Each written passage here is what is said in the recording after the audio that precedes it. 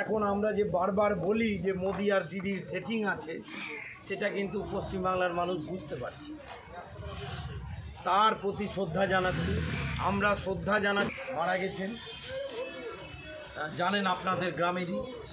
আমরা শ্রদ্ধা জানাচ্ছি মানিকনগরে যেদিন জল ঢোকে, তারপরে একটা বাচ্চা ছেলে স্নান করতে গিয়ে পুকুরে সলিল সমাধি ঘটে, এন্তাজুল শেখ। আমরা শ্রদ্ধা জানাচ্ছি এই ভুতনির বাঁধটা কেটে যাওয়ার পরে বিউটি মণ্ডল যে চিকিৎসার অভাবের কারণে মারা গেল, তার প্রতিও আমরা শ্রদ্ধা জানিয়ে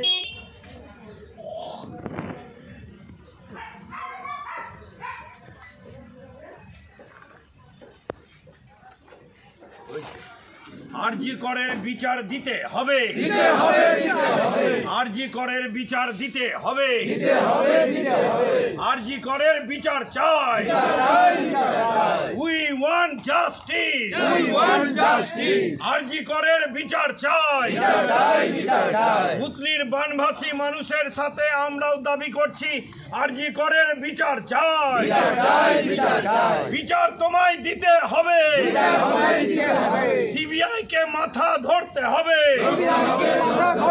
এক লোক জিন্দাবাদ, বামফ্রন্ট জিন্দাবাদ। ওই বানভাসী মানুষের কৃষকের ফসলের আর্থিক ক্ষতিপূরণ দিতে হবে। ভুতনিতে বড় সুইচ গেট তৈরি করতে হবে। ভুতনির গৃহ যাদের নষ্ট হয়েছে তাদের আর্থিক ক্ষতিপূরণ দিতে হবে। বন্যা নিয়ে রাজনীতি কেন তৃণমূল বিজেপি? জবাব দাও। বন্যা নিয়ে রাজনীতি কেন তৃণমূল বিজেপি? জবাব দাও। ওই কাটা বাঁধে মাটি ভরাট হলো না কেন তৃণমূল বিজেপি? জবাব দাও। ওই বিজেপি সরকারের বন্যা ঘোষণা করতে হবে। এক ডালি মাটিও ফেলা হলো না কেন বিজেপির প্রধানমন্ত্রী নরেন্দ্র মোদী? জবাব দাও। ভুতনির মানুষের পাশে আমাদের সংগ্রাম বাঁচতে গেলে লড়তে হবে। আর্থিক প্যাকেজ ঘোষণা রাজ্য সরকারকে করতে হবে। ভুতনির পুনর্গঠনে আর্থিক প্যাকেজ ঘোষণা রাজ্য সরকারকে করতে হবে।